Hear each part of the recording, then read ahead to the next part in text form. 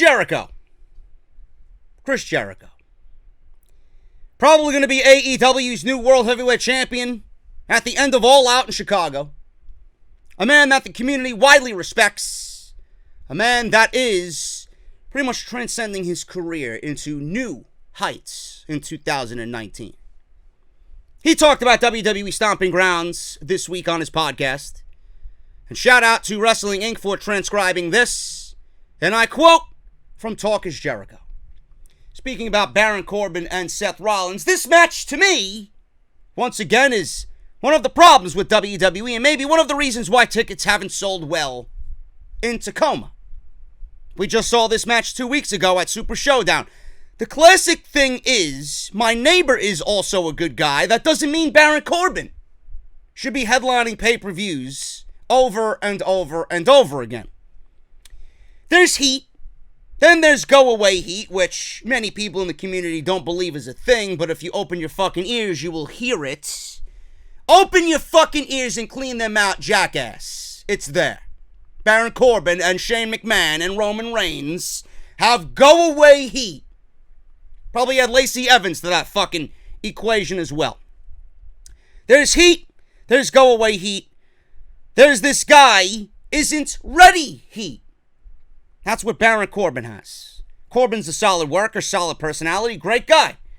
I don't think he's ready for the main event, especially when you got Samoa Joe 4 or 5 matches down defending the United States Championship. Which by the end of the night, clearly we all knew that Seth Rollins and Baron Corbin should not have main evented WWE Stomping Grounds. Flip-flop it, says Jericho. Let Corbin work his way up through the ranks and let a guy who is a legit proven headliner who has drawn money headline the show. I know you're not supposed to say TNA in WWE, but let's be honest. The biggest pay-per-view in TNA history was Kurt Angle versus Samoa Joe. Joe can walk the walk and talk the talk. I think Corbin is still learning. I think the difference in this one is that there is a special guest referee that is going to be chosen by Baron Corbin. End quote. I put it out there on social media halfway through the show, and I know I made a grave mistake, but I didn't really care at that point. I put it out there on social media that Stomping Grounds was a damn good fucking show. And as of right now, this gets a major thumbs up. I wanted so badly to come on here by the end of the show and say, I was wrong. The build was probably one of the worst of the year, but the end result resulted in what could have been the best WWE pay-per-view of the entire year, especially as far as in-ring work goes. Then there was the second half of this show, which completely flatlined Stomping Grounds by the end of the night. I wanted so badly to say that this was a good show, folks. In fact, most of it was. Was it a thumbs up show by the end of the night? Yes. But Vince McMahon couldn't help himself, and he had to ruin this show halfway through. This was probably on its way to being the best WWE pay-per-view of the entire year, and it really is not a shock because more times than not, with these shows that have absolutely zero interest and we don't give a shit about any of these shows, they end up being the best shows of the year. It's odd how it works out that way. This show was compared to the 95-96 era in your house shows, and it certainly had that type of feel. 6,000 to 7,000 people in the crowd, very small, intimate crowd compared to 14,000, 15,000 for a WWE pay-per-view. I didn't mind that at all, which we will talk about in a second. It definitely had a different feel. It was more direct. I was actually invested. I was excited. Match after match after match in the first half of the show, I was like, what am I watching here? It didn't even feel like a WWE production. You know, Seth Rollins foolishly put out a tweet about 48 hours before the show, the best wrestling on the planet, period. Quote tweeting WWE's Twitter account about Stomping Grounds. Coincidentally enough, Will Ospreay retweeted the New Japan Pro Wrestling Twitter and said the same thing. Best pro wrestling on the planet, period, when they tweeted out something about the G1 Climax. Seth Rollins was on his way to being right. Or at least somewhat right. Not completely right with NXT being in the picture, but somewhat right He was on his way to not looking like a complete fool. Certainly had a different feel.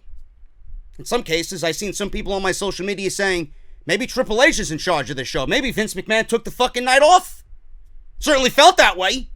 It felt like unlike anything that we've seen on Monday Night Raw. It didn't have that Raw SmackDown-like feel. Then the second half came in. The second half came in, and at the end of the night, yes, it was a thumbs-up show. At the end of the night, it was more of a tale of two cities. WWE should have just stuck to the formula for the first half. Stomping Grounds, though I want it to die after tonight and not be an annual thing, Stomping Grounds proved why it should be one and done. Simple as that. This is Off the Script, folks. This is your official Off the Script Stomping Grounds podcast. Thank you guys so very much for joining me right here on the show. I am JD. Make sure you guys follow me on social media at JD from NY206 on both Twitter and Instagram.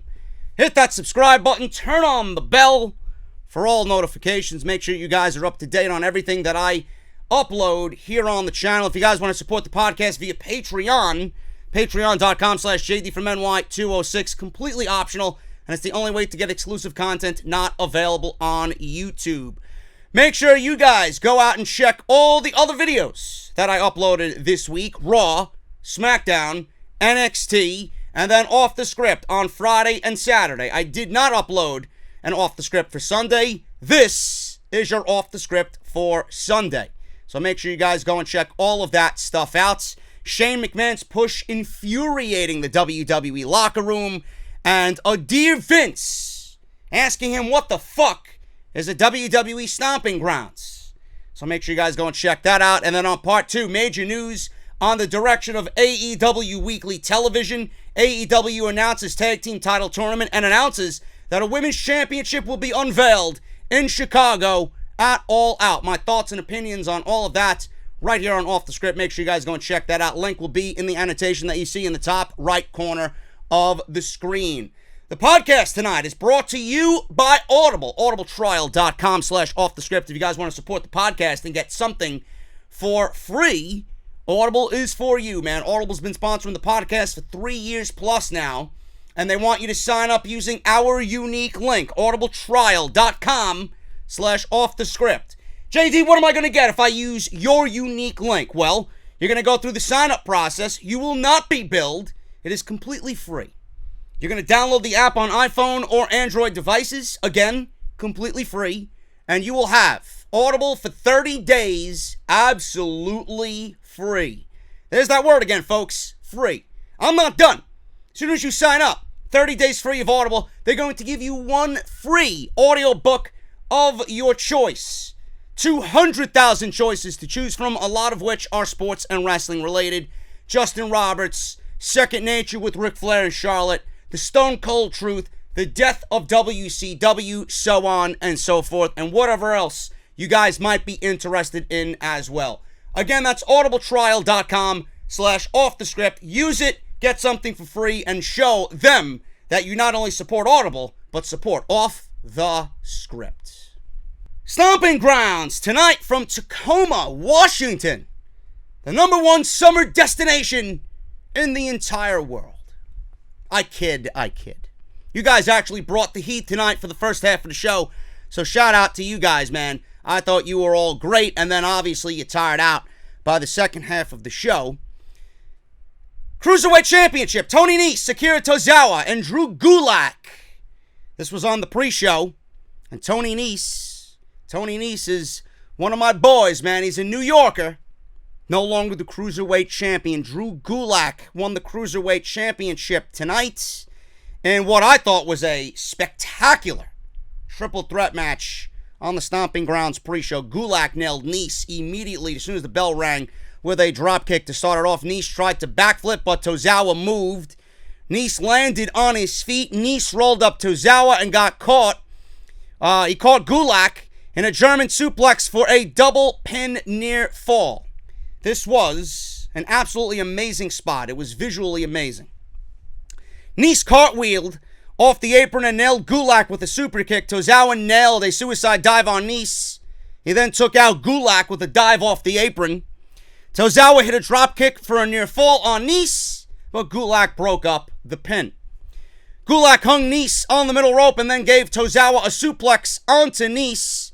Gulak applied the Gulak onto Nese. Tozawa literally came out of nowhere, and I absolutely love the camera spot here. You knew it was coming. You were just waiting for it to happen, but you knew it was coming because Tozawa, at this point, did not factor into anything. He anticipated it, and I love the camera work. Like I said, he broke up this pinfall with a huge senton. Again, visually amazing on that spot by Tozawa on top of Gulak and Tony Nese. Nese hit a springboard moonsault onto Gulak's knees. Tozawa broke that up for the pin. In an excellent sequence, Nese attempted a superplex, but Tozawa fought back. Nese ended up in a tree of woe. Gulak jumped up and gave Tozawa a superplex. Nese then pulled himself up, missed a 450 splash, which was pretty much the end of the road for him. Nese rolled up Gulak, but Tozawa hit a Shining Wizard for a close 2 count. Nese, coming back, hits a running Nese on Gulak, but Tozawa rolled him up for a 2 count. Nese fought back again, gave Tozawa a buckle bomb on the bottom turnbuckle. The finish came when Nese ended up on the apron. Tozawa rocked Nese with a dropkick, which sent him into the barricade. Gulak then hit a torture rack into a neckbreaker for the win. Devastating move by Gulak, and he wins the Cruiserweight Championship in the pre-show match. This match should have been on the main show, and honestly, you could have taken out Bayley versus Alexa Bliss, or Roman versus Drew McIntyre, or Dolph Ziggler versus Kofi Kingston. This match belonged on the main card. Simple. These guys absolutely fucking killed it on the pre-show, and I say it every time, and I feel like I fall on deaf ears. I don't know why the Cruiserweights are on the pre-show. Get them on the main card, where they're in front of the pay-per-view crowd. Instead of using them as a way to sell the pay-per-view, I think it's time we start opening up to the fact that 205 Live is producing some great fucking television. Finding great wrestling in WWE is not that difficult to find, folks. When you are disgruntled with Monday Night Raw and SmackDown Live, it is very easy to turn on the WWE Network and find NXT, NXT UK, and 205 Live. Those are the places to be to watch fantastic wrestling.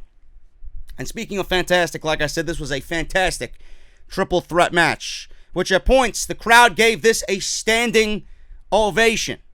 All three of these guys are just so good when given the time. Tony Nese is a great athlete. I've praised him on pay-per-view for the last couple of months.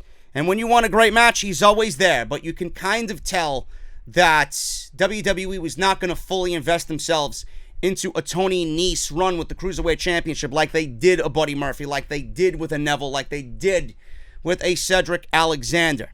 And you can tell at the same time, if you're watching what Drew Gulak is doing, you can tell that it's his time. And he's had an amazing string of matches so far with Kushida on NXT. One in a standard match, and then a couple weeks to follow that, it was a submission match between the two, which happened a couple of weeks ago on NXT TV. And he's been so good for so long on 205 Live. I'm not surprised by the result of this. And honestly, Gulak is the result of hard work and someone who's been so loyal to the brand for pretty much its inception. And he was due. He was due to be the man sooner rather than later. I'm happy to see Drew Gulak. He looks fantastic. This is the best I've ever seen Drew Gulak in the WWE. And I'm happy for him, and I think it's about time he gets a time himself to shine with the Cruiserweight Championship, man. 205 Live killing it. It's sad to see and sad to hear that it's not even breaking the top 10 on the WWE Network most watched programs during the week. That's an easy fix. That really is an easy fix. I hate that it's associated with SmackDown Live, because who the fuck wants to watch 205 Live if the SmackDown Live is so bad? At the end of SmackDown Live, that's 5 hours of WWE television you've consumed. Who the fuck wants to watch another hour in 205 Live? You'll go watch it whenever, and if that's the case, you're not going to watch it at all. Plus, I honestly think it needs to be paired with NXT. I think it needs to be on the WWE Network at Full Sail. I just think it needs a new visual, it needs a new life. Because it's not going to go anywhere. It's not going to better itself in the position that it's in. And that sucks, because there's a lot of talented guys that you got on there who are already working NXT. Humberto Carrillo, Oni Lorcan, Drew Gulak. What's the difference? It's a roster of 12 or 13 guys. Get them down at Full Sail and put 205 Live in Orlando. I've been saying it for years. I think it finally needs to happen. Main show. We start off with Becky Lynch versus Lacey Evans for the Raw Women's Championship. Now, clearly, what I'm about to say came into fruition in the main event. But I'm going to go in order here. I'm going to rant, bitch, and moan in order before we get to the main event. So at this time in the show, when we start Stomping Grounds, Becky Lynch versus Lacey Evans for the Raw Women's Championship, is it really necessary for Michael Cole on commentary to mention that Becky Lynch is Seth Rollins' girlfriend? Really? How does this factor into what we have going on with Becky Lynch tonight in her title defense? How does it even factor into Seth Rollins' title defense, which I guess we've seen at the end of this fucking show? Why do we have to bring their personal lives into the WWE television program? It just sounds so blatantly out of place and at times very uncomfortable and very eye-rolling. I don't like it. And I doubt Rollins and Becky Lynch want their personal shit out there as well, being the fact that they are a couple. It's bad enough that they got to deal with the fucking cretins on social media, I'm sure, on a daily basis. Now they got to hear it from all the disgruntled fans, super fans of Becky and Rollins. How could you? I thought I had a shot. Continue to sit in your basements and continue to invest in the stock of Kleenex or whatever the fuck they got going on working for your skin, pimple-wise. Proactive. All right? And make sure you clean your fingers of the Dorito crumbs, you fucking cretins. You have no shot. None. I got a better shot of Jennifer Lopez knocking on my door in the next 15 seconds, ready to give me a blowjob. Fucking assholes. The fans popped big for Becky Lynch. I'm all fucking verklempt now. You fucking assholes. The fans popped big for Becky Lynch and chanted Becky. Evans rolled to the floor.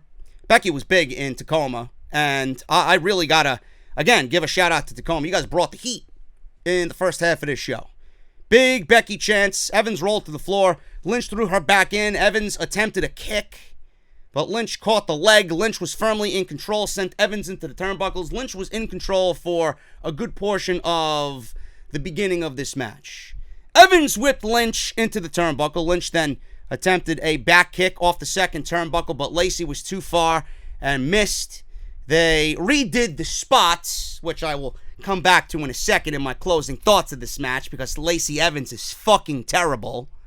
They redid the spot and got it right on the second try. Lacey dragged Lynch by her hair and wrapped her around the ring post, which was actually a visually pleasing shot. Looked pretty decent. Evans worked over the ribs and the arm, which was a situation for Becky in this match. Her arm, she was holding her arm, and she couldn't do certain moves because of her ribs, because of this one spot.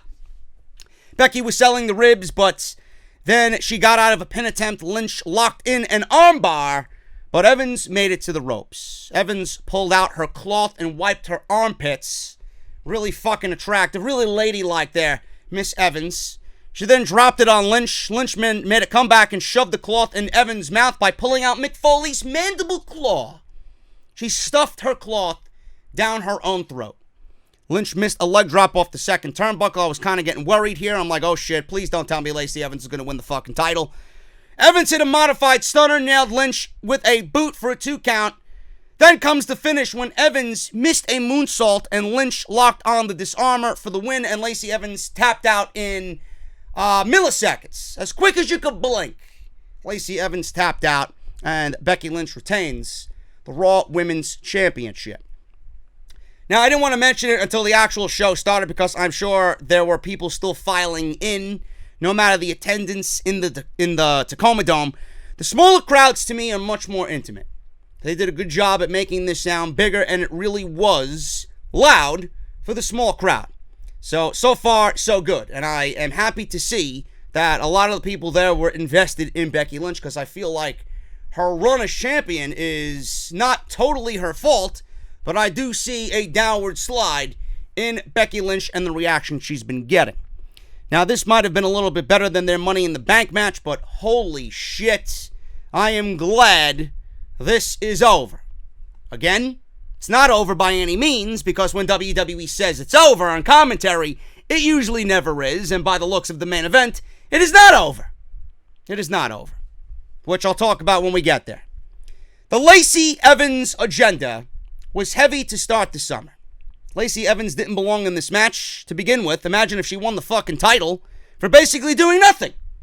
Again, you could never be so sure with the WWE. Just like how this is not over. You can never be so sure with the WWE, especially when they mention it on commentary. But I'm sure Lacey eventually will be the women's champion at some point in her career. I think everyone knew that she didn't deserve that title, and there's no way anyone can justify her having a title reign at this moment. She's not ready to lead a match, and if you watch closely enough like I do, Lacey Evans has really bad timing. Constantly out of position, and more times than not, she seems like a lost puppy in the middle of that ring. Becky Lynch needs someone who is a major heel to counter exactly where she is right now with her overwhelming popularity, and more importantly, Becky Lynch needs someone in the ring who is across from her that is an equal. Lacey Evans is not an equal. Lacey Evans still belongs in NXT. Right now, there is no one on the main roster that you could even slide into that position for Becky Lynch. There is, but she's stuck in fucking purgatory with Kairi Sane. And that is Asuka. I would love to see that, being that we got the fucking wild card rule. Why can't Asuka show up on Monday Night Raw and tap out Becky Lynch and win back a championship? I don't understand it. We got Alexa Bliss challenging Bayley, who's not even on fucking SmackDown. Why can't Asuka do the same thing on Monday Night Raw for Becky Lynch? The other woman I'm thinking of really doesn't give a single fuck about WWE at the moment, and that is Sasha Banks. JD, she's a babyface. Oh, JD, she's a babyface, man, and she's going to AEW, man. She's not going anywhere. Sasha Banks has 3 years left on her contract. Yeah, she's coming back to the WWE and is already a part of the Raw roster anyway. Eventually, she'll be coming back. I don't know when, but I'm sure WWE wants her back now. Sasha Banks as a heel is the only believable one-on-one match I will buy into. And if WWE manages to bring her back, this entire storyline with her being brought back to TV needs to be CM Punk style. Go over why she's been out, bring real life into it. Not only will it add to Sasha being a heel, a ratchet heel at that, the boss, which she plays perfectly, but it will give Becky Lynch that much more as well to feed off of how great Sasha Banks is in that role. If not Sasha, it's time for Shayna Baszler to be brought up. The story is there. I don't want to hear you fucking clowns about Shayna staying in NXT. It's an inevitability that this woman gets called up to the main roster. I've been saying it time and time again. Where's Shayna? Where's Shayna? Where's Shayna? Every time I mention it, she stays in NXT. Maybe it's time for Shayna Baszler to get called up. The story is there. She's Ronda's best friend. Shayna will do what Ronda could not do and will be seeking revenge on Becky Lynch for Ronda. Simple. And it's very easy to book Shayna Baszler. You book her like Ronda.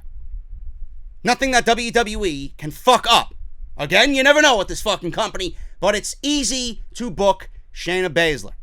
Hopefully all of this Lacey Evans shit is over with and we can get Becky moved on to something more important going into SummerSlam. If you don't agree with what I stated there, I don't know what the fuck you guys want. Becky is not in a position as champion the way she was when she was with Ronda. And the entire division has fell off. It's fallen off a fucking cliff ever since Ronda Rousey has left. And WWE, I don't know what the fuck they're doing. They're playing house here with Lacey Evans. We need to get back to doing what the women need, and that is being an equal to the men. You did it at the end of the year last year. I don't see why we're in the position that we're in right now with Becky not really looking all that great, if you ask me. Lacey Evans is not the choice. You got to do something to get that woman a top-tier opponent for SummerSlam. Kayla Braxton interviewed Paul Heyman as he walked out of Baron Corbin's locker room. My guess was Brock Lesnar's the referee. I guess that was too fucking simple.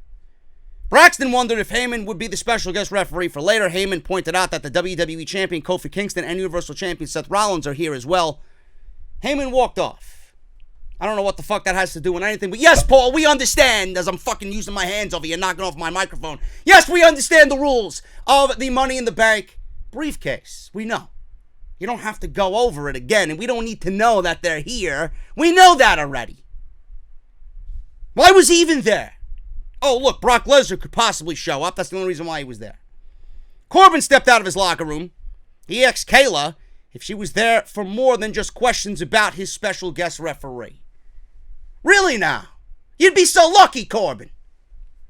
He announced that he had chosen his special guest referee to call it right down the middle. He picked an unbiased referee after he will deal with Brock Lesnar. I don't know what the fuck he has to do with Brock Lesnar, but that's something you really don't want to venture off into, Mr. Corbin. New Day. New Day versus Kevin Owens and Sami Zayn. Man, what a fucking match this was, huh? It meant nothing in the end of it all, but holy shit, what a match this was. Bell rang, Owens super kick Big E off the apron hot. He rocked Woods with a super kick, hit a frog splash for a near fall. This was very good. I'm like, where the fuck was this fire on Monday Night Raw and SmackDown Live? Oh, that's right. Sami and Kevin have been made to look like losers. Big E made it back on the apron. Heels were completely dominating Woods. Cut him off from Big E. They played the game right. Tag team wrestling to its finest, folks. Which I'll talk about in a little bit. Woods almost made a hot tag, but Zayn knocked Big E off the apron again. Good tag team wrestling. Woods fought back. Big E got the hot tag eventually. Ran wild on both Owens and Zayn. Hit a big splash on Zayn for a near fall. Woods lifted Big E up on his shoulders. Couldn't do it. Shoulder was hurt. First attempt was no good. Second attempt, he dropped him on Zayn. You don't really know how good Xavier Woods is until you see the man wrestle, man. He is so fucking underrated. So he drops him on Zayn. New Day set up for up, up, down, down, but Zayn shoved Big E into the ring post. Woods landed on his feet, but Zayn caught Woods with a kick. That was a really nice spot. Zayn hit the haluva kick, and Owens followed up with a beautiful pop-up powerbomb for a very close 2 count. Big E speared Zayn through the ropes. Woods climbed up. Owens tripped him up.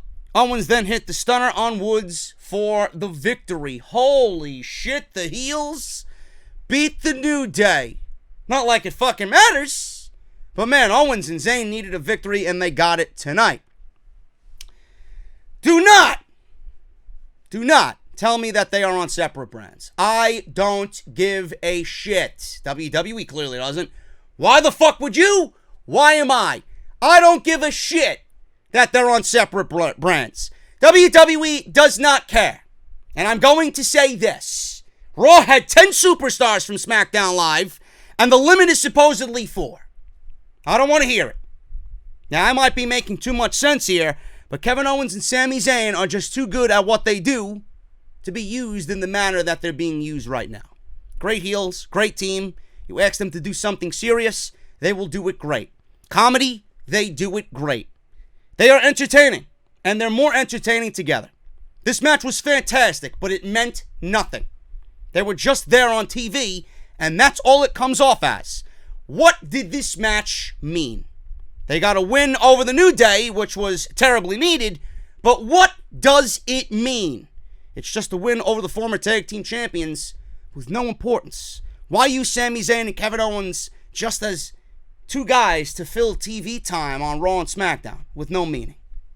Just a win. No importance. You got to get these guys into something important. So why not use Sami Zayn and Kevin Owens as a tag team that legitimately goes for the tag team championships? Why not put some effort into making your performers feel special? Clearly not everybody could be in the main event title scene, and believe it or not, Kevin Owens was supposed to be the one to challenge Kofi Kingston for the WWE title at WrestleMania and at Super Showdown.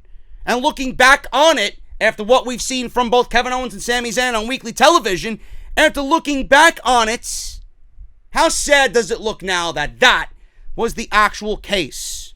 They look like losers. 2 out of 3 fall matches. Nothing about that is even important at all. They're losers, taking pinfall after pinfall after pinfall. So why not pair them in a legit tag team. Why not go after the WWE tag team titles, whether they be the Raw titles or the SmackDown Live tag team titles? You gave Bryan and Rowan the tag team titles for what? I'm assuming to bring a level of legitimacy to your division that you do not believe is there with the teams you already have established. Am I right? I think I am. That's the vibe I get. I don't get it, but I am sure that's the reason. Now, look at what a team like Sami and Kevin Owens can do when they're in the ring like they are tonight with the New Day. Crowd was into it so much because they wanted to believe in these characters. They wanted to believe in all four of these men. The New Day are your biggest baby faces with Kofi as the world champion. Give Owens and Zayn the ball to be the heels and the crowd will immediately buy into them. Do what is right and find the spot for everybody on your roster which gives them meaning while aiding in areas of your company that desperately need attention.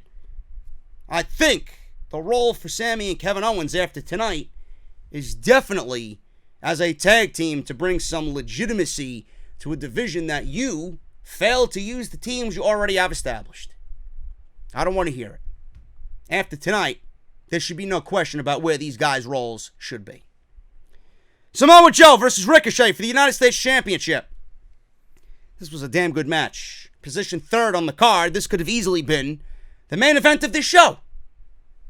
Ricochet. Ricochet used the tilt-a-whirl head scissors and a dropkick to send Joe to the floor. Joe moved out of the way of a sliding dropkick. He took over and sent Ricochet back into the apron. Ricochet fought back. Joe quickly regained control in this match. He slowed the pace down methodically with a chin lock. Took him a while to get to it, but he started wearing Ricochet down, which was the smart maneuver. Ricochet fought back, rocked Joe with a kick to the head, followed up with a hurricanrana springboard clothesline. Ricochet then hit a dive to the floor. Missile dropkick, moonsault, 2 count. Ricochet got a 2 count only. Joe caught Ricochet with a power slam for a near fall. Snap power slam, by the way, which looked beautiful. Ricochet attempted a handspring elbow. Joe caught him with a German suplex, which pretty much folded him up like a fucking burrito.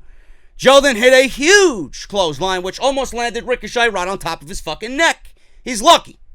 That was a damn good clothesline. Very close near fall. Ricochet attempted a kick, but Joe caught the leg. He flipped Ricochet over, and he landed on his face. Visually, the best spot of the match. I'll talk about that and that sequence in a second. Joe then locked in the coquina clutch, but Ricochet made it to the apron, and he actually made it to the ropes. And I love the way that Ricochet got out of this coquina clutch. He slid through the ropes, and he choked Joe on the top rope. Beautiful move. Ricochet rolled through. Joe hit a clothesline. Ricochet landed on his feet. Joe caught with a code breaker. Ricochet hit the 630 splash, and he's the new United States Champion. Unbelievable. Unbelievable. I didn't think it was going to happen, but it happened. Ricochet won the United States Championship. After the match was over, he was celebrating. They showed him in the back with Rollins, Heavy Machinery, Carmella, Charlotte was there, Kurt Hawkins, Zack Ryder, and then out of nowhere comes Triple H, and Triple H congratulates Ricochet on his big victory tonight at Stomping Ground. This was a damn good fucking match. Joe has not had any memorable matches since his feud with AJ Styles, and I wouldn't even call those matches memorable, but they were very good as far as WWE Championship matches go. This, in my opinion, was Samoa Joe's best pay-per-view match since being on the main roster, and absolutely his best pay-per-view match in 2019. I didn't think that they would pull the trigger on a title reign yet, but with the track record of Joe losing, I am not surprised by this outcome. I wish Joe was in a better position because he is just so good and on top of everything that we say about Joe, praising Joe. He is legit in the role that he plays. And what does exactly Samoa Joe do with this loss from here on out? This honestly puts him out of title contention. Samoa Joe is the modern day old Bray Wyatt. He speaks and threatens, and none of his words hold any value because he's always a loser. Everything he says that comes off like, man, Joe is a fucking beast. He never lives up to anything he says. He has no business even being in discussion for a United States title from here on out. And if he is, it's WWE booking lazily with no sense, common sense, no logic at all. Ricochet is an amazing babyface, and I certainly hope this is the beginning of what WWE sees in him and the beginning of WWE getting behind him and on to bigger and better things for Ricochet. The moment with Triple H after the match does indeed appear to be that way. They don't do that spot there with Triple H with just anybody. So take that as a huge thing. Ricochet selling for Samoa Joe made Joe look like a legit serial killer, and Ricochet makes you really believe in everything that much more. He makes everything look so devastating, which plays into his overall babyface persona, especially in the moment of a comeback and a win like this. Ricochet versus Rey Mysterio, if healthy. Now, I might be eating my words on this after what we've seen later on in the evening with Ricochet. Ricochet versus Rey Mysterio, as of right now, if healthy, is a marquee match for WWE this summer.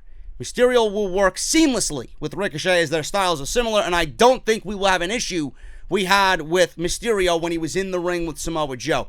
WWE has to start thinking about August, the month of August, because it is a huge wrestling month. WWE should have it ingrained in their minds that they don't want to be labeled as the worst show of the month. With the G1 Climax Finals, NXT UK, NXT TakeOver Toronto, and then AEW, they don't want to be labeled as the worst show of the month, where the wrestling world is going to be insane in August. You start by setting up a marquee match like Ricochet and Mysterio, or what we've seen later on with a little inkling of a tease with Ricochet and who I will talk about a little later. So those are my thoughts on that. I'm happy for Ricochet, and hopefully, like I said, this is the beginning of the push for Ricochet on WWE television. Heavy Machinery versus Daniel Bryan and Rowan for the SmackDown Live Tag Team Championships. Now, after the Ricochet Joe match, I'm feeling good. I'm feeling good. I'm like, this is a thumbs up show so far. They're proving me wrong. Good. I like when I'm proved wrong. This match proved me wrong as well. This was actually one of the two matches. Joe, Ricochet, and then this one of two matches I was looking very forward to coming into this show. You guys in Tacoma, you made this match. You were the MVPs of this match. The match itself wasn't that bad either. It's actually a very good tag team title match. Major Daniel Bryan crowd here. His home state. This was going to be a thing. They cheered literally everything he did. The no chants were yes chants. There were even chants of please recycle. There was even a chant of drive a Prius. Never in my life, in fucking all the years I've been watching wrestling, have I heard a chant of drive a Prius. You see it first? Unreal. At a fucking Stomping Grounds pay-per-view. It's always a first time for everything. Bryan got a massive reaction from the hometown fans. It was a great thing to see, even though we all know he's a babyface, so I would love to know what he was thinking in that moment. I hope he shits on the fucking crowd come Tuesday. I think that'd be great. Heavy Machinery were heels. They were heels in Tacoma, Washington. So Otis had the advantage. Bryan fought back with kicks. Otis slammed him down. Otis lifted Bryan for a suplex and passed him to Tucker. Nice spot. Rowan made the blind tag and took out Tucker. Rowan slowed the pace and worked over Tucker's neck. Bryan hit a running dropkick in the corner. Rowan followed with a big splash. Bryan worked over Tucker's leg. At one point, the fans broke out, like I mentioned, into a drive a Prius chant, because that's exactly what we want to hear during a wrestling match. Unreal. In my favorite part of the match, actually, I'm skipping ahead. Before that, Bryan hit some running dropkicks in the corner on Otis. Otis counted with a third. He counted the third with a powerbomb for a near fall. Fans booed Otis. And Otis then went for a Vader bomb, missed. Now, like I mentioned, in my favorite part of the match, Bryan was hitting Otis with the yes kicks.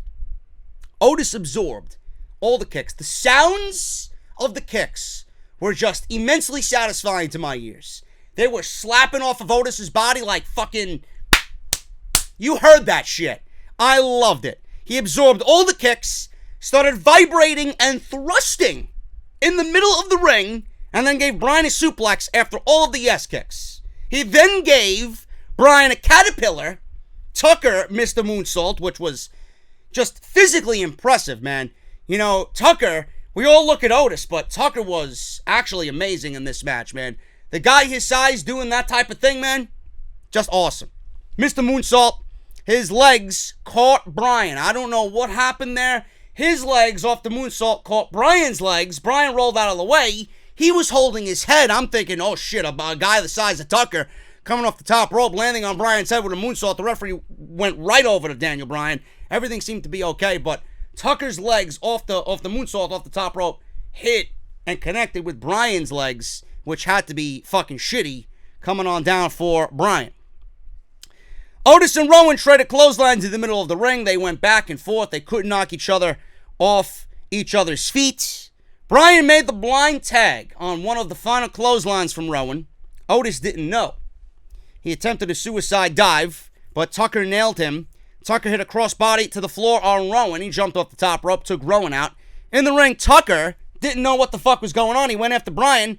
Bryan used this to his advantage, inside cradle, and the team of Bryan and Rowan win a very entertaining tag team match and retain the SmackDown Live Tag Team Championships. The MVP of this match were the Tacoma, Washington, Tacoma Dome fans. The intimate crowd of 6,000 or 7,000 or however many people were there made this match an atmosphere awesome. The match was damn good too. I don't want to take anything away from the match, but I always say when the crowd is that hot, it makes the match that much better. We all know that Bryan is great, and we all know that Bryan with Rowan works great, but how good is Heavy Machinery? If this match didn't earn them more of a push on TV, I don't know what will. If the two tag team matches on this show didn't do anything for WWE to embrace tag team wrestling as a whole, I don't know what the fuck will. I don't know what will.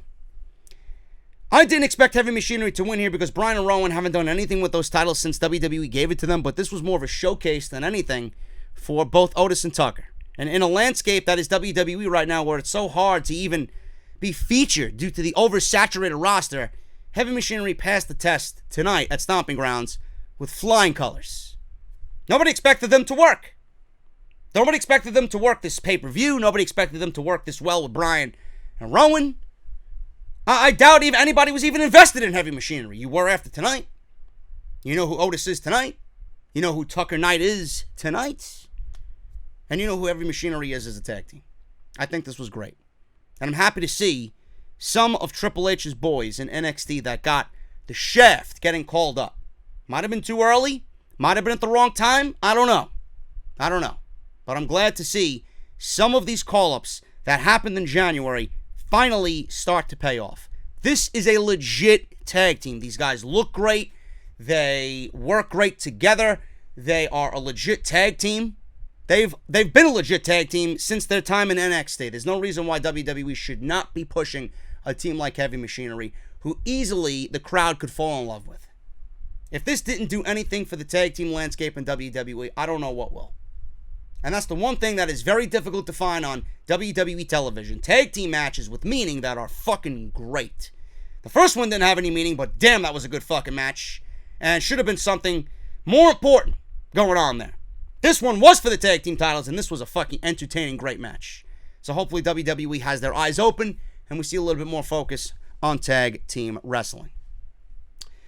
Bayley versus Alexa Bliss for the SmackDown Women's Championship. This is where the show starts to slowly dip and go downhill, folks. Bliss had the early advantage here. She slowed the pace down and applied a chinlock, which is normally what she does because she can't fucking wrestle.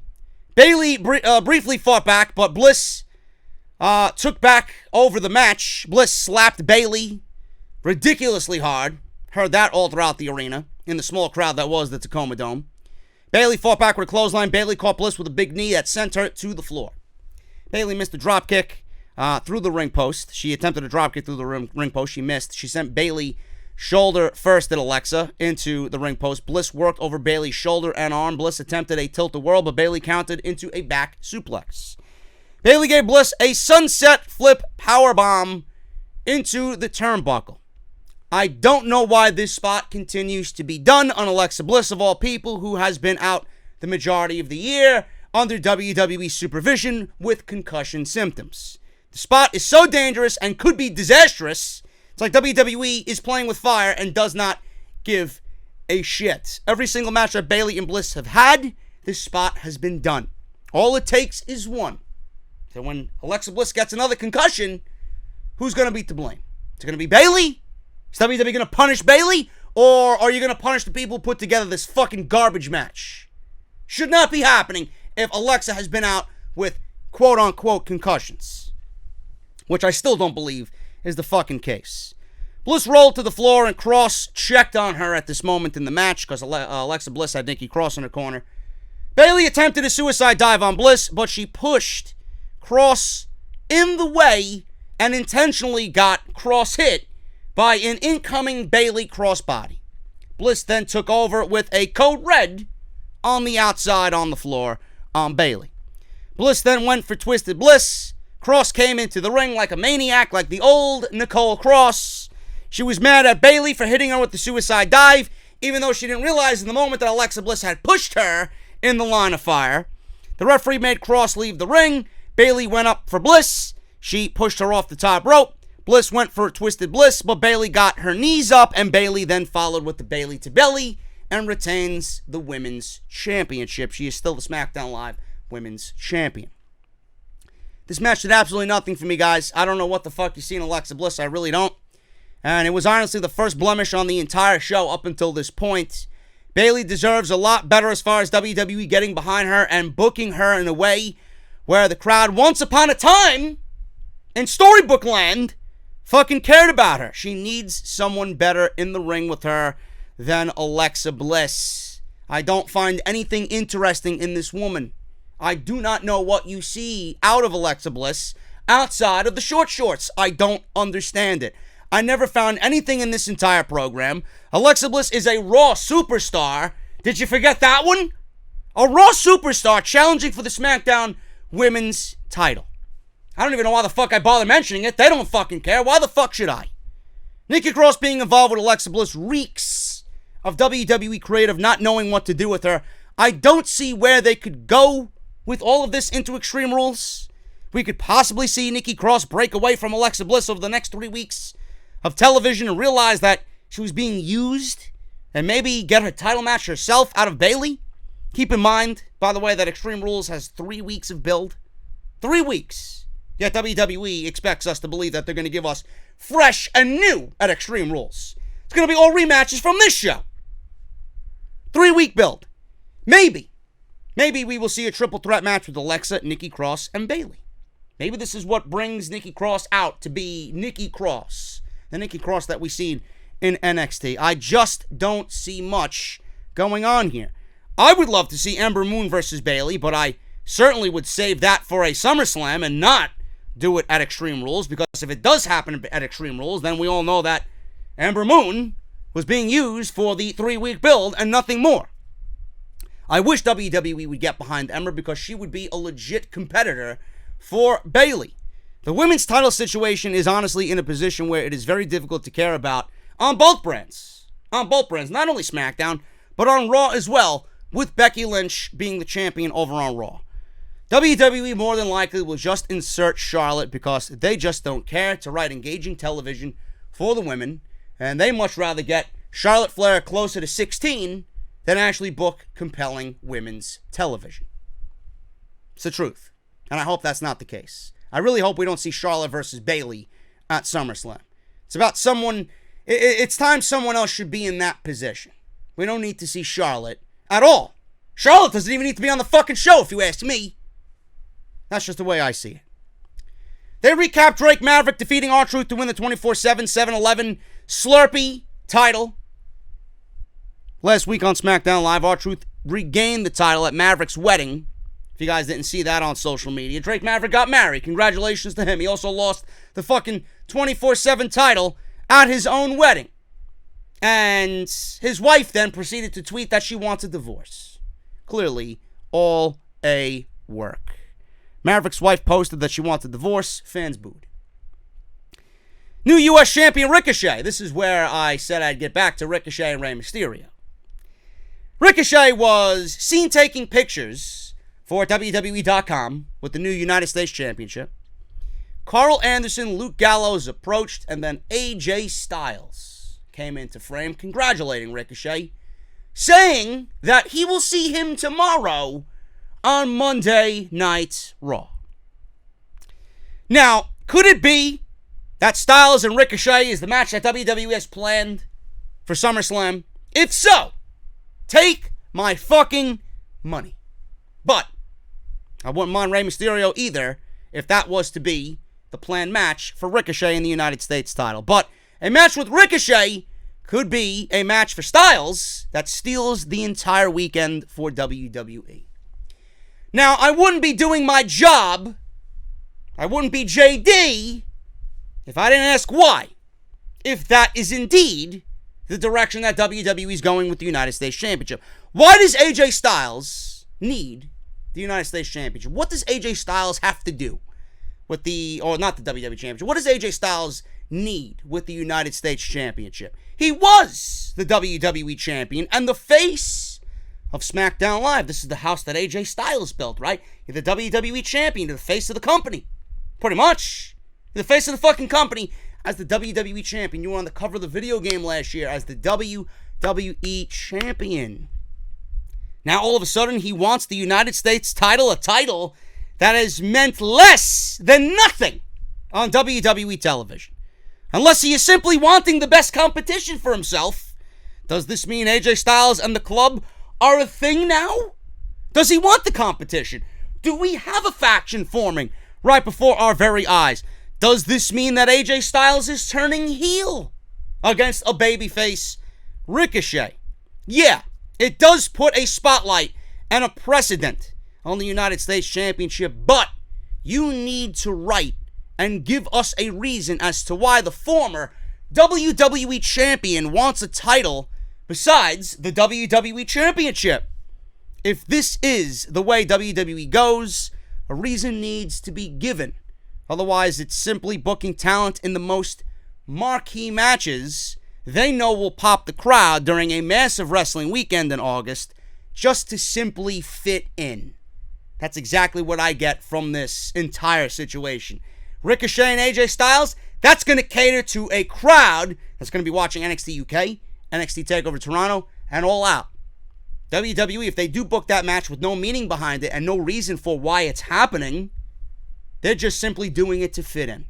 You can fit it in, just give me a reason as to why it's happening. And meaning WWE Championship, I continue to think that Styles is on SmackDown Live. He could challenge for the WWE Championship anytime he wants because he's a wild card. There's no brand split anymore, folks. If you think the brand split is a thing, you're fooling yourself. You're an idiot. Universal Championship. Why wouldn't he want the Universal Championship either? So you mean to tell me he wants the United States title? Why? You need to tell me why. That's all I want. Make the match. Just tell me why. Drew McIntyre with Shane McMahon versus Roman Reigns. I appreciate WWE for giving me a 15-minute intermission during Stomping Grounds. I didn't even know this match was happening tonight. But I really did watch it, even though I made jokes on social media that it was a 15-minute intermission. You know what I really hate? Honestly. The fact that Shane McMahon absolutely needed to have an entrance here in a match that he had no part in. He wasn't an active performer in this match. He wasn't having a one-on-one match with Roman. But he felt the need to have a fucking intro here. Would it have been so hard to have McIntyre come out as the spotlight guy here with Shane McMahon following behind Drew McIntyre? I don't understand it. Do you ever see Paul Heyman in front of Brock Lesnar when Brock Lesnar comes out? No, it's always the opposite. It's always Lesnar and then Heyman. Heyman's not the star of the show. Lesnar is. McIntyre tonight is the star of the show. Shane should have been Paul Heyman. I don't like that. Did we really need Shane to get his own entrance when he wasn't even wrestling tonight? The sound of his music is starting to make people's ears bleed. You look at him play it tonight, otherwise I would. It's a fucking troll job. McIntyre and Reigns brawled in the aisleway before the bell rang. Reigns hit a huge dive over the top rope to the floor, which was probably the best dive I've ever seen Roman execute. He absolutely launched himself, and the distance he went was further than anything I've ever seen him do. Reigns chased McMahon through the crowd. Shane disappeared for about 10 minutes. 10 minutes of fucking bliss without Shane McMahon or a visual of Shane McMahon. This gave McIntyre the chance to regain control on Roman Reigns in this match. Reigns, of course, made a comeback, but McIntyre used a suplex for a near fall to stop this comeback. Slowed the pace down, worked over Roman's arm. They traded shots in the middle of the ring. Reigns set up for a Superman punch, but McMahon came back and jumped on the apron. Reigns hit a Superman punch on Shane instead. Too soon to come back. It's one of them situations where it was wishful thinking that Shane went away. I wish he disappeared forever. It was only 10 minutes. McIntyre and Reigns then brawled on the floor after the Superman punch on Shane. Reigns missed the drive-by, and McIntyre dropped him face first on the announce table with that slingshot. Nicely done. McIntyre then gave Reigns a superplex for a 2 count. McIntyre set up the Claymore kick, but Reigns countered with a backslide for a near fall. McIntyre hit the Glasgow kiss and climbed to the top. Reigns caught him off the top rope with a Superman punch. I don't know what the fuck he was trying to do, but he got caught with a Superman punch for a near fall. Reigns hit a spear, but Shane attacked the referee. Shane pulled the referee out, and there's 2 things that happened here. Number 1, it looked like Drew McIntyre actually kicked out of the spear, so I want to go on record and say that Drew McIntyre tonight officially kicked out of Roman Reigns' indestructible, unbeatable, Bill Goldberg-like spear. This is WWE's version of it. I think Roman Reigns has a terrible spear. But Drew McIntyre kicked out of the spear tonight. And I think that is the case because I don't think he thought that Shane McMahon was actually going to make his spot in time. It looked like Shane was a little bit too late on that. But Drew McIntyre ended up kicking out of the spear. Number 2. Shane McMahon pulled the referee out. DQ. Does the referee have the control of the match here? He wasn't knocked out in any way. He got pulled out before making the 3 count. He is in with his rightful power to DQ. When someone puts their hands on the referee to stop the match in that type of manner, where's the DQ? Oh, but Shane is the boss. I don't give a fuck who he is. It's a DQ. You're insulting the viewer's intelligence by not calling for the disqualification. Simple. It would have made McIntyre look a little better than he did at the end of this match, and you would have been within the rules of the match, and you wouldn't have insulted the viewer. That's all I ask. WWE finds it a very difficult thing to do, and I don't understand it. So, McMahon attacked the referee. It looked like I don't know who it was. I think it was John Cone. I don't know who the fuck it was. The referees don't even have names. WWE wants to have them fucking nameless. No personalities or fucking anything by these guys, except for Mike Chioda. But it looked like the referee was holding his knee. I don't know if he was just selling, but it looked like he legit came down on the fucking floor when Shane pulled him out of the ring. Looked like he hit nasty on the outside. McMahon dragged Reigns to the corner. He hit coast to coast. I mean, it's looking more and more terrible every time he does it. McMahon threw the referee back in the ring, but McIntyre only scored a 2 count. Clearly, this led to Reigns getting a spear on McIntyre, and that was it. That was it. 1, 2, 3. Referee seeing the spear happen. 1, 2, 3. Shane is knocked out. Goodbye. Goodbye. Let me get this out of the way. Okay? The match was much better than their WrestleMania match. But how many times have we seen it for you to actually give a shit? You know, this was a rematch from WrestleMania. I'm not sure if you guys realize this, but they also fought on Monday Night Raw before that. So, why are we getting a rematch of a rematch of a rematch?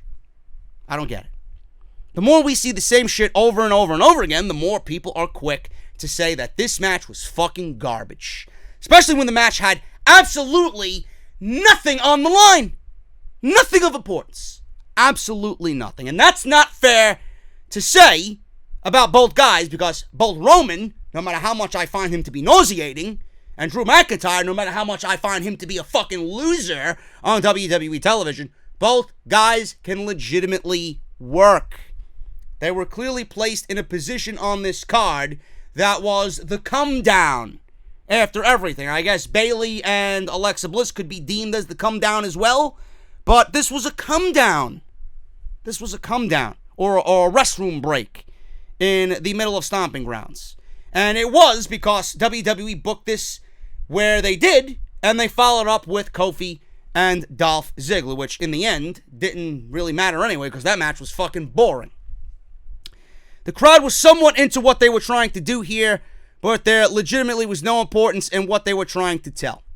Shane McMahon has channel-changing heat at this point, and I don't know how much of his reaction is genuine, if at all. I think this entire feud with Shane has brought Roman down several notches from where I viewed him already, and that is pretty much fucking lower than dirt right now. And McIntyre, he's been done no favors with this shit, outside of being placed next to McMahon in hopes of him looking more important. He looks like a loser. Now, what did we learn in this match? What did we learn in this match, folks, with Drew McIntyre and Roman Reigns? Michael Cole says Roman Reigns has finally rid himself of Drew McIntyre and Shane McMahon. Yeah, thanks for lying blatantly on the air, Mr. Michael Cole. So, is it ever over? Is it ever over? We also learned that Drew McIntyre, like I mentioned a few times in this review of the match, is a fucking loser. He's a fucking loser. He came in with so much promise and became nothing more than a lackey for everyone on the main roster. Corbin, Lashley, Ziggler, and now Shane McMahon. He had a pretty decent run of his own in NXT as NXT champion before he got hurt. And Drew McIntyre, since returning from injury, showing up on Raw, nothing has changed from then till now about Drew McIntyre. The man has so much potential and is being used well below his value right now. He hasn't advanced, and he hasn't ascended, and he's remained the same. Maybe he needs to move on from Shane McMahon and turn babyface. This road he is on is leading to nowhere. It's the point of no return for Drew McIntyre. If Roman truly is moving on from all of this, which we know he's not, I don't know why they said that.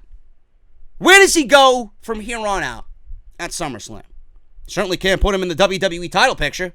Not with Kofi as champion. You want Roman to get the same reaction he got last year at SummerSlam? Go ahead, be my guest, and book him against Kofi Kingston. He'd be the biggest heel in the fucking company. The man will be vilified more so than he was last year. This year against Kofi Kingston. How about Randy Orton? That's probably the likely situation, and even I have my reservations about that one, because what will the story be? What will the story be? Randy Orton isn't really overly exciting with the random feuds with no meaning, unless WWE brings him back to the ruthless Viper that we've seen in his feud with Jeff Hardy. I just don't know.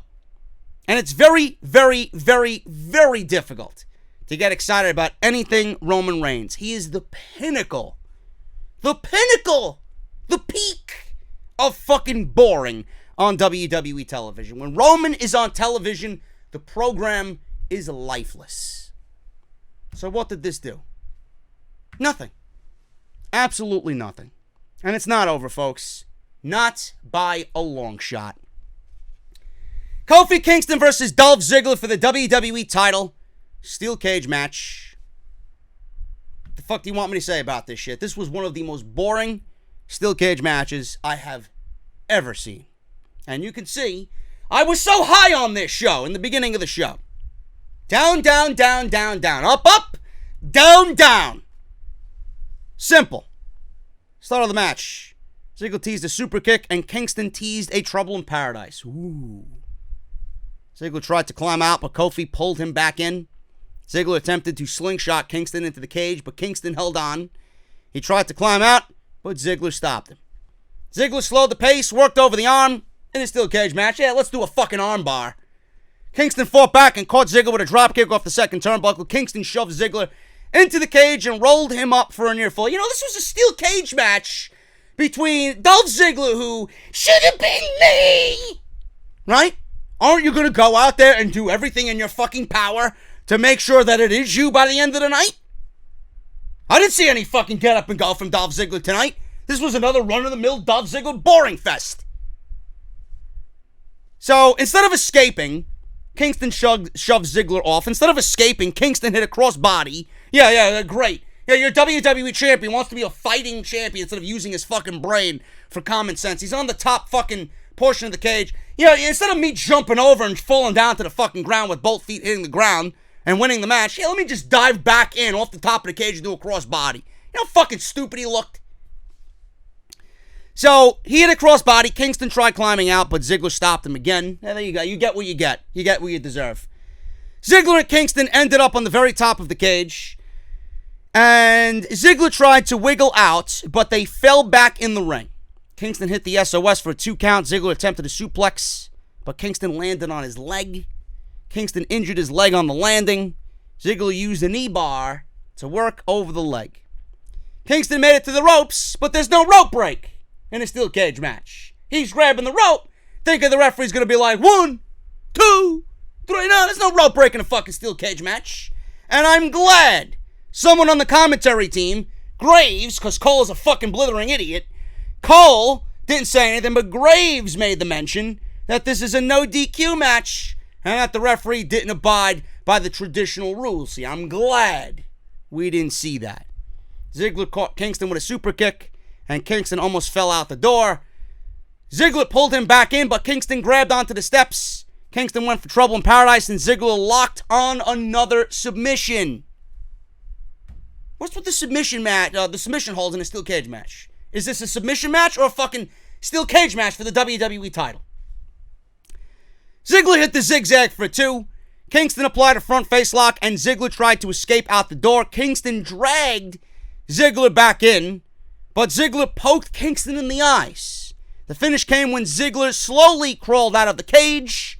Suddenly, Kingston leapt through the ropes and dove out the door and hit the ground, and he secured the victory and retained the WWE Championship. So Ziggler was this close. He was hanging out of the ring, fingertips away from the floor, and Kofi dove through the ropes as if he was diving through a fucking ring of fire, diving into a fucking swimming pool filled with ice-cold water after a fucking sweat fest with Dolph Ziggler, trying to cool himself off. Dove through the ropes, and he won the match. Hit the floor. Now, I appreciate what both of these guys bring to the table, but this match was fucking boring. Boring! And honestly, this feud has not made Kofi Kingston's title reign look good in any way and has done more harm than anything. This offered nothing as far as a steel cage match goes. It was simply made into a steel cage match to get WWE another match out of these two because their creative is fucking terrible and they had no other suitors for the WWE Championship, so why not Dolph? Again, I'm sure he'll take the fucking payday. It was simply made into a steel cage match to get WWE another match out of these two with a stipulation behind it following the Saudi match. Now, Dolph made a killing in Saudi Arabia, I'm sure, for the comeback and wrestling on Super Showdown. Good for him. But this feud was dead upon pen to paper. Tonight was an indication that Dolph was clearly placed here because they simply had no other plans for Kofi as far as challengers go. It also shows how right I am when I say that Dolph has only been gone for 6 months and was not gone long enough for the fans to legitimately miss him. This crowd couldn't give a single fuck about Dolph Ziggler. If he was gone for 2 or 3 years, made himself somewhere else, showed us exactly what we all already think about Dolph Ziggler. He is one of the best wrestlers on the fucking roster. If we already knew that about him and he went and did that legitimately for another company and tested that against others who are on his level, people would actually give a shit about Dolph Ziggler. Kofi Kingston wins here in an ending. Honestly, the ending of this match was indicative of Dolph Ziggler's career. So close, yet WWE always is cutting Dolph Ziggler off before he crosses the finish line. Kofi Kingston's title reign is fading, and is fading fast, in my honest opinion. That does not mean I am not a fan of Kofi Kingston or what WWE has done to tell the story of Kofi. It's just an inevitability, people. You gotta get it through your skulls. I gave him till SummerSlam, and it's all I'm giving him. WWE needs to give him a quality opponent during the biggest wrestling month of the year. Kofi Kingston will not be WWE Champion going into SmackDown Live on Fox in October. This is not an opinion, this is fact. If he is, I'll eat my words. But I don't see it happening. This is just common sense as far as I go. The wheels are falling off this train, and like I said, has had less than a memorable title reign. It's not just Kofi either. It seems like everyone in the WWE Championship position WWE had something fall right into their lap, which was a great story, but after the story and its conclusion at WrestleMania, it seems they can't find any ways to make their champions interesting. Same goes for Seth Rollins. Same goes for Becky Lynch. It's all dull and lifeless. That should be where the fun really begins. And it's at a point where I kind of want to see it end as far as Kofi Kingston goes. Dolph, if this match, again, is a rematch at Extreme Rules, I'm gonna legitimately fucking hang myself. This is ridiculous.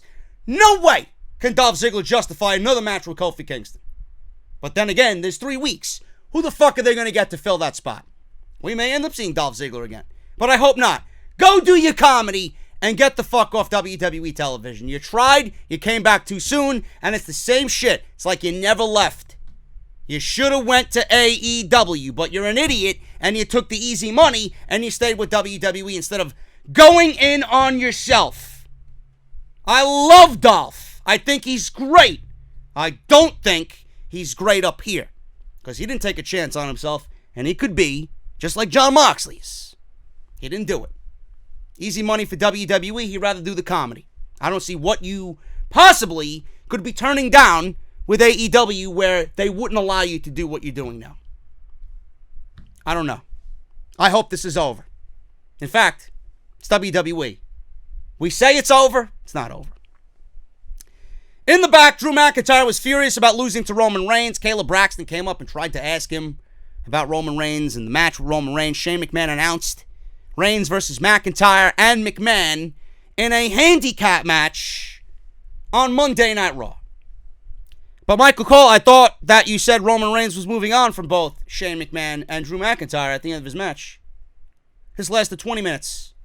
Now WWE is giving you a heads up as to what you could change the channel during Monday Night Raw tomorrow night. I thought it was over. It's never over, folks. When they say it's over, it's only just beginning. Finally, guys, Seth Rollins versus Baron Corbin for the WWE Championship. Special guest referee. Who was it? Was it Brock Lesnar? Nope. Referee Brock? Nope. Was it Bray Wyatt? People on social media, people on Twitter, like, oh, it's going to be Bray Wyatt. Why? Why would you do Bray Wyatt dirty like that? Why? Oh, it's going to be Shane. It's going to be Shane. Nope. Nobody in the community guessed this right. And this is probably the reason why WWE went about doing this, because everybody thought they had the answer. And WWE gets their fucking hard-ons when they prove the community wrong. Ah, you thought you had it. You didn't. You're an idiot. Lacey fucking Evans is the special guest referee for the Universal title. Baron Corbin versus Seth Rollins in the main event of Stomping Grounds. This was probably one of the worst matches of the night. It did not belong in the main event whatsoever. And the fact that WWE called this a main event is beyond laughable. Beyond laughable. Michael Cole on commentary noted that Rollins' girlfriend, there it is again, is it necessary? Oh, Seth Rollins' girlfriend. Seth Rollins' girlfriend. Seth Rollins' girlfriend. Why? Becky Lynch's boyfriend. Why? I don't understand it. It is so fucking cringe. Just like the kicking ass and taking names that they had Michael Cole and Corey Graves and everybody else on commentary say. Then they had the fucking wrestlers say it in their promos. Becky Lynch retains her title, Michael Cole says, earlier in the night by defeating Lacey Evans. Rollins came down to the ring with a steel chair, promised to attack anyone that wants to be the referee with said steel chair. Corbin then introduced Lacey Evans as his special guest referee. The commentators pointed out that Rollins wouldn't attack Lacey Evans. I guess that point of it does make sense. Baron Corbin realized that every guy that he chose, Rollins attacked them. Oh, but Rollins wouldn't attack a lady now, would he? You know? Good on WWE for actually using their fucking brain on that. It was a terrible move, but I could see why they did it. So, Corbin revealed Lacey Evans. Huge Becky Lynch chants broke out. Before the bell rang, Corbin attacked Rollins with the chair. Because he's a heel. Why not? A dumb heel, but why not? Corbin had the early advantage. Fans broke into this is stupid chant. They broke out into this is stupid. Renee Young agreed with the fans. Then they also broke out into a CM Punk chant. They broke out into a boring chant. They broke out into an AEW chant. I don't know what Vince McMahon is doing, but you got your Stomping Grounds main event for the Universal title going on last to the sounds of AEW chants in Tacoma, Washington. You happy about that one? I know I wouldn't be. Corbin missed a clothesline. Rollins rocked him with an enziguri. Rollins fired back with some chops. Rollins hit the sling blade and a blockbuster. Sent Corbin to the floor and followed up with a suicide dive. Rollins hit a knee, super kick, and Evans made the slow count. Of course she is. She's in cahoots with the heel. Why would she count normally? Corbin easily kicked out.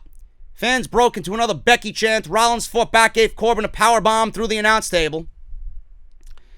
So I want you guys to be aware that the slow count, right? You got the one slow count. This is one of many things that Lacey Evans did here in this match as the crooked referee. Okay, that's one instance. So Rollins then gives Corbin a powerbomb through the announce table. So the announce table broke. He folded over like a fucking slinky on the announce table. He's laying there. He's taking a rest. He's taking a sleep. Lacey Evans is counting fucking to 10 in the slowest possible way that I've ever seen. Rollins demanded Evans to count that Corbin. She counted very slowly as if she was just learning the numbers 1 through 10. Evans then changed the rules as she got up to an 8, a 9. She's like, nope, I'm going to change the rules here. Now it's a no count-out match. There is no count-outs in this Universal Championship match. There we go, changing the rules in the middle of a fucking championship match. Real logical there, WWE. Rollins brought Corbin back in the ring. Corbin regained control, hit a chokeslam for a near fall. Rollins made a comeback, hit a huge frog splash. Evans then made the 3 count, but as she hit 3, it was only 2.5. She stops and she fakes a shoulder injury on her counting arm. I guess it would be this one, the right arm. So she faked the shoulder injury. So she couldn't make the count. Corbin then brought in a steel chair and beat Rollins down. Evans then changed the rules again. She's seen Corbin hit Rollins with the steel chair. Didn't count, didn't disqualify him. Didn't do anything. There was no DQ at this point. She just let it go. Then she goes to the timekeeper. Mike Rome says, now, ladies and gentlemen, topping no count out. It's no disqualifications.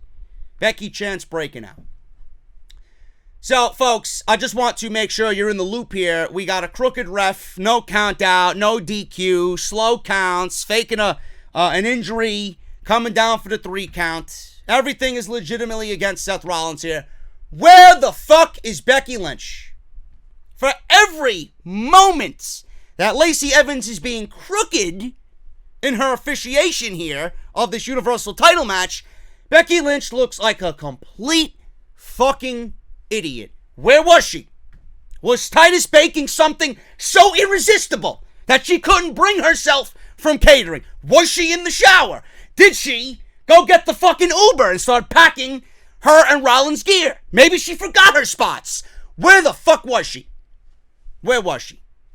Maybe she was on the phone with Sasha Banks. Honey, stay away, please. Look at what they have me doing tonight. You'll see it in about fucking 10 minutes.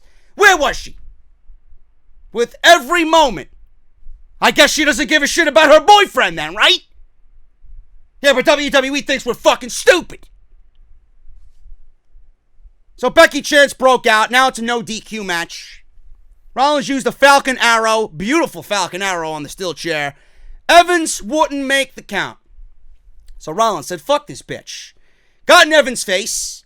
She slapped him twice, kicked him, and then she gave him a low blow. After the first slap, Becky should have came out, but she proceeded to slap him again and then kick him in the gut and then low blow him. I guess the low blow did it because she needs the balls for later on this evening. If they're injured, it's not going to be any good to Becky. Out comes Becky. Corbin hits the end of days. Becky Lynch ran out. Attacked Evans. No disqualification, so Becky Lynch could do whatever the fuck she wants. It's a no DQ. John Cone, now the referee who officiated Baron Corbin's match at Super Showdown. Remember, John Cone. John Cone is the official that Baron Corbin got in the face of at Super Showdown and blamed his loss to Seth Rollins in Saudi Arabia on. John Cone is now the official for this match. Corbin was unhappy because he's the same referee, like I mentioned, from Super Showdown. Rollins made a comeback, hit the curb stomp, and the win, and retains the Universal Championship. After the match, Lynch and Rollins hugged and celebrated. Lynch slapped Rollins on his butt and held the ropes open for him as they both sat on the apron and they celebrated on the stage. Fade to black, the trademark logo comes up, and that is your WWE Stomping Grounds. They were very uncomfortable with what WWE had them do. I do not like the fact that WWE gave you Rollins and Becky's relationship out on screen. I don't like it. I don't like it. I think that should be that needs to be private. That shit needs to stay between Becky and Rollins. And I don't like the fact that they're doing this because it tells me one thing. It tells me that WWE is so desperate for any type of attention, and now they're seeking attention through a real-life relationship between both of their top champions on Monday night. And you could tell that Becky is uncomfortable with it. Seth, I don't even think gives a shit, but it looked like he didn't. But Becky, she didn't really show him anything that would show me that they're a couple. She smiled here and there. She looked very hesitant to even get close to him. They hugged, slapped him on the ass. That was it. Held his arm up. I was waiting for Brock Lesnar to come out and fucking lay both of them to waste. This was a terrible, terrible main event. That does nothing because we're going to get a mixed tag team match, I am sure, on Raw or at Extreme Rules, just to finish and continue all of this fucking garbage. There's no reason why Baron Corbin should get another championship match. I'm seeing advertisements for Baron Corbin and Rollins again at Extreme Rules. Why? 1 pay-per-view, 2 pay-per-view, 3 pay-per-views in a row? Baron Corbin and Seth Rollins? Do you want to officially kill Rollins' title reign? What is his title reign known for? A great match with AJ, and then Baron Corbin, back to back to back in the summer of 2019. At that point, if I'm Rollins, I'll relinquish the fucking title. Baron Corbin doesn't belong in main events. This is a guy, he's a solid heel. He don't belong in no fucking main event for 3 pay-per-views in a row. Come on now, man. We're either going to get a mixed tag team match on Monday or Extreme Rules, or worse, we're going to get Becky and Lacey again, and we're going to get Seth and Baron again at Extreme Rules. I don't get it. Because you all know John Cone and him being the official after Baron Corbin went through the rigorous fucking process of choosing a special ref. John Cone, of all fucking people, was the official to count to 3. And you know Baron Corbin's going to start a shitstorm on Monday Night Raw with that. And guaranteed he gets another title shot at Extreme Rules. Where there's no rules, so it's either he doesn't do it or he does it. He's got no one to blame for himself because it's Extreme Rules. Anything goes. Awful. Guarantee that's the main event of Monday Night Raw tomorrow. We get a rematch for both at Extreme Rules. Now, I gotta give WWE some credit. The simple fact that they didn't choose a male for the official, and they went with a female, actually is outsmarting everybody. They make Corbin look like, oh, you aren't gonna attack a lady. Why not? The lady of WWE. You ain't gonna attack a lady, you fucking savage. You could do everything you want to EC3 and Eric Young. You ain't going to attack Lacey Evans. So this is my referee, and I'm going to fucking condition her and make sure she gets me the Universal Championship. I got to give WWE credit on that. Just by that, it made Baron Corbin look like he had a fucking brain, at least, for the beginning of this thing. But at the end of it all, I think we are all in the same boat. This should not have been the main event. This needs to end. This should not be main eventing WWE pay-per-views. When your main event, when your Universal Championship is the worst match on the show, you have a fucking problem. The last match should be reserved for the best match. The last match in my world for the biggest title in the fucking company in their eyes, should be the one that is the most competitive of the night for the biggest prize that the company has. Said this was overbooked, an overbooked mess that brought a fucking cringy relationship into the spotlight that I don't give a shit about. And WWE's resting their laurels now on the media hype of Rollins and Becky's relationship to generate interest. Who are you trying to attract? With AEW All Out, NXT Toronto, and UK Cardiff, with all these fucking people, with all these events going on and people interested in these events, this is what you're resting your laurels on? Tabloid garbage? Man, WWE is fucking out of their mind if they think this is where the fans want to see this shit go. Like I mentioned in the beginning, a tale of two cities. This show absolutely was one of the best wrestled WWE shows of the year on the main roster. NXT excluded. To the first half of this shit. And the second half was typical Monday Night Raw, SmackDown Live garbage. You almost had me.